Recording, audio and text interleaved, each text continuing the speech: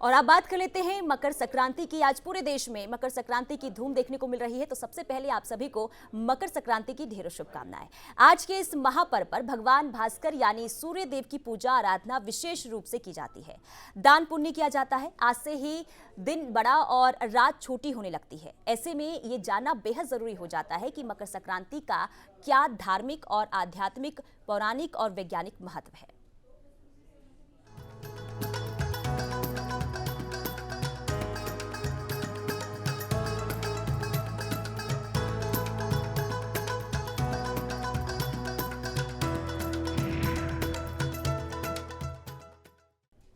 तो हिंदू आस्था का महापर्व मकर संक्रांति। देश भर में मकर संक्रांति को लोक परंपराओं के रूप में मनाया जाता है और पौष मास में सूर्य मकर राशि पर आता है, तब इस पर्व को मनाया जाता है। मकर संक्रांति का त्यौहार जनवरी महीने के 13वें, 14वें या 15वें दिन जब सूर्य धनु राशि को छोड़ मकर राशि में प्रवेश करता है तब मनाया जाता है।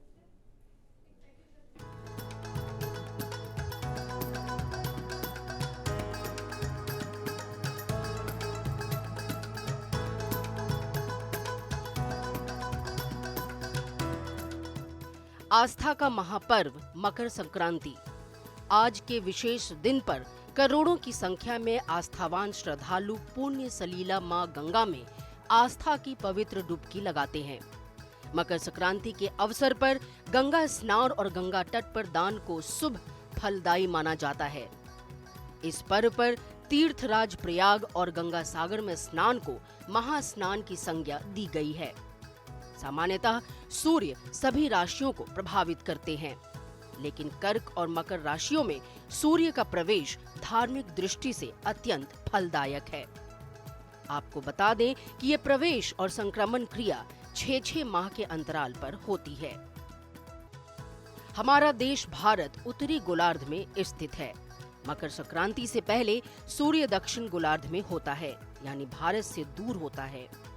इसी कारण यहाँ रातें बड़ी और दिन छोटे होते हैं और सर्दी का मौसम होता है। लेकिन मकर संक्रांति से सूर्य उत्तरी गोलार्ध की ओर आना शुरू हो जाता है। इसीलिए इस दिन से रातें छोटी और दिन बड़े होने लगते हैं, जिससे कि गर्मी का मौसम शुरू हो जाता है। दिन बड़ा होने से प्रकाश अधिक होगा और रात्रि छोटी होने से अंधकार कम होगा। इसलिए मकर संक्रांति पर सूर्य की राशि में हुए परिवर्तन को अंधकार से प्रकाश की ओर अग्रसर होना माना जाता है। प्रकाश अधिक होने से प्राणियों की चेतनता और कार्य शक्ति में वृद्धि होती है। यही वजह है कि समस्त हिंदू सनातनी विविध रूपों से सूर्यदेव की उपासना, आराधना और पूजन कर उनके प्रति अपनी कृतज्ञता प्रकट करते हैं। धार्मिक मान्यताओं के अनुसार इस दिन भगवान भास्कर अपने पुत्र शनि से मिलने स्वयं उनके घर आते हैं।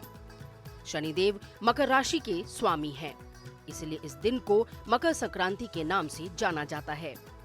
कहते हैं महाभारत काल में भीष्म पितामह ने अपने देह त्यागने के लिए मकर संक्रांति का ही चयन किया था।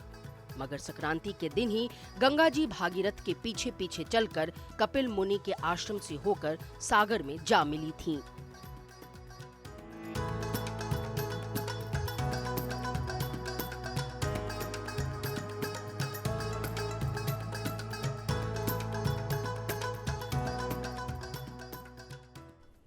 हरियाणा और पंजाब में इसे लोहड़ी के रूप में मनाया जाता है। इस दिन अंधेरा होते ही आग जलाकर अग्नि पूजा करते हुए तिल, गुड़, चावल और भुने हुए मक्के की आहुति दी जाती है। इस सामग्री को तिलचौली कहा जाता है। इस अवसर पर लोग मूंगफली, तिल की गचक, रेवड़ियां आपस में बांटकर खुशियां मनाते हैं और इसके साथ ही पारंपरिक मक्के की रोटी और सरसों के साग का भी लुत्फ उठाया जाता है।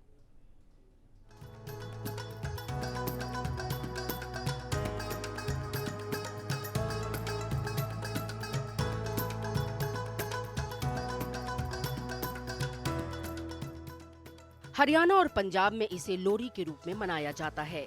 इस दिन अंधेरा होते ही आग जलाकर अग्नि पूजा करते हुए तिल, गुड़, चावल और भुने हुए मक्के की आहुति दी जाती है। इस सामग्री को तिलचौली कहा जाता है। इस अवसर पर लोग मूंगफली, तिल की गजक, रेवड़ियां आपस में बांटकर खुशियां मनाते हैं। इसके साथ पारंपरिक मक्के की रोटी और सरसों के साग का भी लुत्फ उठाया जाता है। उत्तर प्रदेश में यह मुख्य रूप से दान का पर्व है। प्रयागराज में ये पर्व माघ मेले के नाम से जाना जाता है। माघ मेला का पहला नहान मकर संक्रांति से शुरू होकर शिवरात्रि तक यानी आखिरी नहान तक चलता है। संक्रांति के दिन नहाने के बाद दान करने का भी चलन है। इस दिन गंगा स्नान करके तिल के मिष्ठान आदि को ब्राह्मणों और पूज्य व्यक्तियों को दान किया जाता है। समूचे उत्तर प्रदेश में इस व्रत को खिचड़ी के नाम से भी जाना जाता है और इस दिन खिचड़ी सेवन और खिचड़ी दान का अत्यधिक महत्व होता है। प्रयागराज में गंगा, यमुना और सरस्वती के संगम पर प्रत्येक वर्ष 1 माह तक माघ मेला लगता है। वहीं महाराष्ट्र में इस दिन सभी विवाहित महिलाएं अपनी पहली संक्रांति पर कपास, तेल, नमक जैसी चीजें अन्य सुहागिन महिलाओं को दान करती हैं। यहाँ तिल, गुड़, हलवे को बांटने की प्रथा भी है। लोग एक दूसरे को तिल गुड़ देते हैं और देते समय बोलते हैं, तिल गुड़ लो, मीठा मीठा बोलो। इस दिन महिलाएं आपस में तिल गुड़ रोली और हल्दी बांटती हैं। बंगाल में इस पर्व पर स्नान के पश्चात तिल दान करने की प्रथा है। यहाँ गंगा सागर में प्रतिवर्ष विशाल मेला लगता है। इस दिन गंगा सागर में स्नान दान के लिए लाखों लोगों की भीड़ होती है। आस्थावान लोग तमाम कष्ट उठाकर भी गंगा सागर की यात्रा करते हैं। वर्ष में केवल एक दिन मकर संक्रांति को यहाँ लोगों की अपार भीड़ होती है। इसीलिए कहा जाता है, सारे तीर्थ बार बार, गंगा सागर एक बार। तमिलनाडु में इस त्योहार को पोंगल के रूप में 4 दिन तक मनाते हैं। पहले दिन भोगी पोंगल, दूसरे दिन सूर्य पोंगल, तीसरे दिन मट्टू पोंगल यानी केनु पोंगल, चौथे और अंतिम दिन कन्या पोंगल। असम में भी मकर संक्रांति को माघ बिहू या भोगाली बिहू के नाम से मनाया जाता है।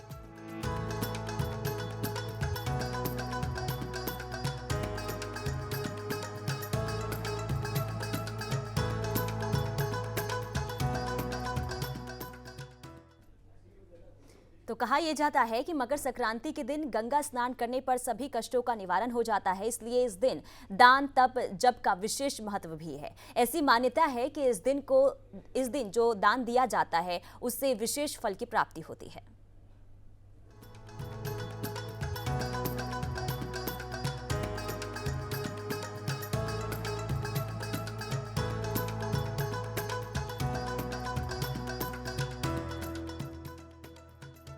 कहा जाता है कि मकर संक्रांति के दिन गंगा स्नान करने पर सभी कष्टों का निवारण हो जाता है, इसलिए इस दिन दान, तप, जप का विशेष महत्व है।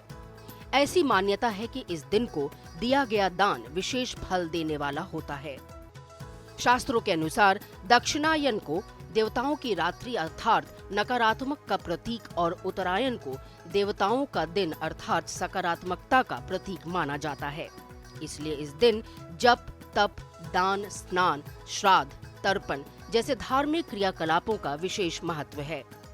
कहा जाता है कि इस अवसर पर दिया गया दान 100 गुना फल देने वाला होता है।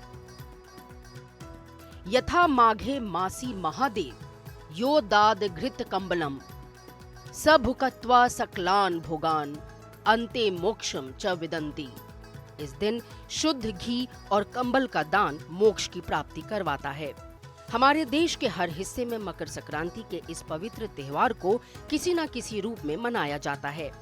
उद्देश्य साफ है, आस्था की इस पवित्र डुबकी से कहीं हम वंचित न रह जाएं।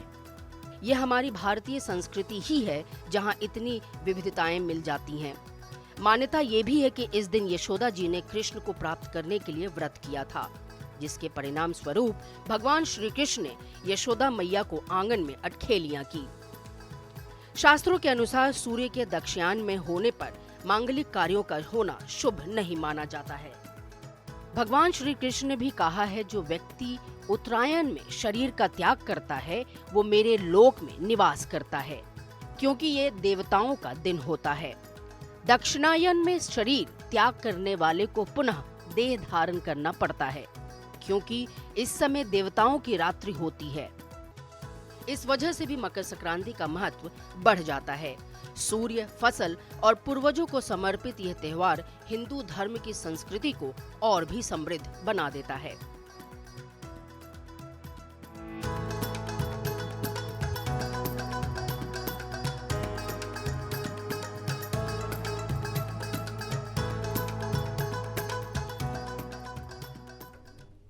तो मकर संक्रांति का ये पावन त्योहार भगवान सूर्य की उपासना का महापर्व है। कहते हैं सूर्य साधना से ब्रह्मा, विष्णु और महेश तीनों देवों की साधना का फल मिलता है। भगवान भास्कर को संक्रांति का देवता और संसार की आत्मा कहा गया है।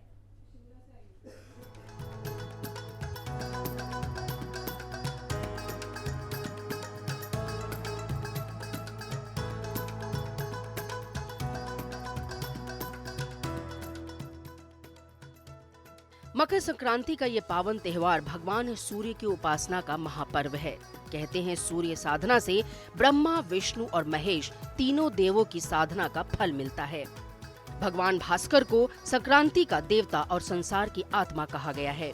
भगवान भास्कर ही एकमात्र प्रत्यक्ष देव माने जाते हैं। सूर्य देव के प्रकाश के बिना जीवन असंभव है।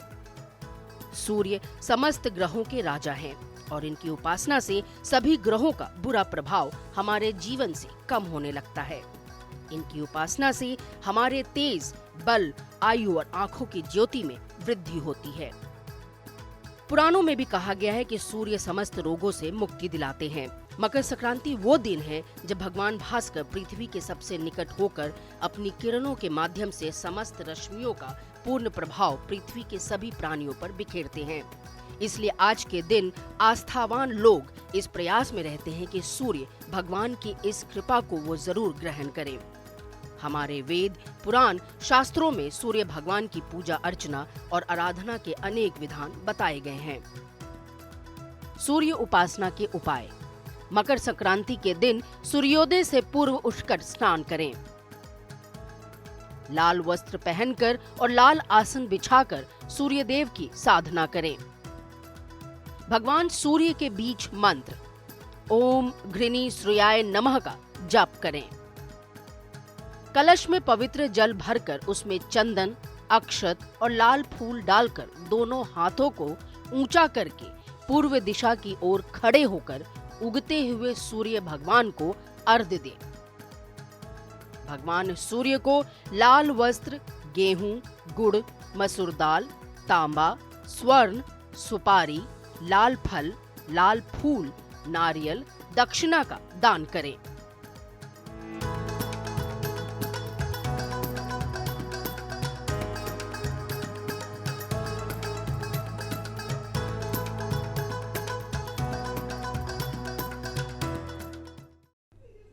इक्कीसवीं सदी विज्ञान की है। आज की युवा पीढ़ी तर्क और आधार पर बात करती है और करनी भी चाहिए। ऐसे में ये भी जानना बेहद जरूरी है कि मकर संक्रांति का धार्मिकता के अलावा क्या कोई वैज्ञानिक आधार भी है। चलिए जानते हैं मकर संक्रांति का क्या है वैज्ञानिक आधार।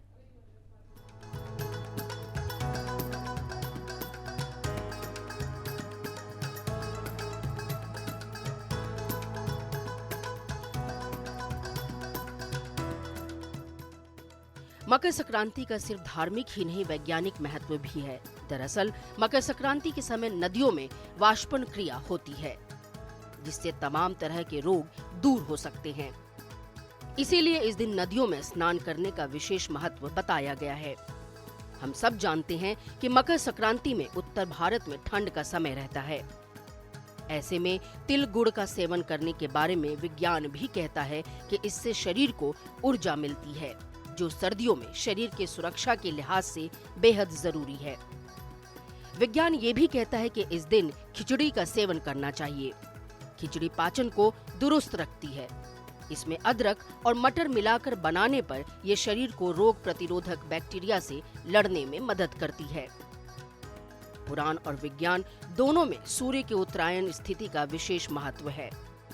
सूर्य के उत्तरायण होने पर दिन बड़ा होता है, जिससे मनुष्य की कार्य क्षमता में वृद्धि होती है। मनुष्य प्रगति की ओर अग्रसर होता है, क्योंकि प्रकाश में वृद्धि के कारण मनुष्य की शक्ति में वृद्धि होती है।